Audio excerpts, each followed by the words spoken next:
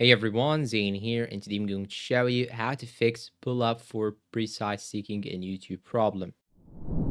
Now, the first thing you should do is to simply go and open YouTube application on your phone. And once you open it, you'll have to click on your profile picture on the bottom right corner. And now what you should do is simply click on this gear icon on the top right corner.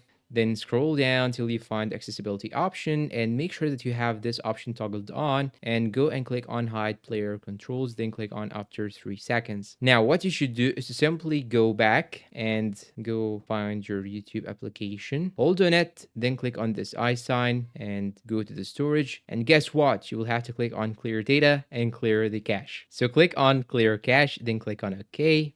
And after that, the cache will be deleted, as you can see in this section. And now what you should do is to simply reboot or restart your phone. Just click on reboot. And after that, you can simply have the problem fixed.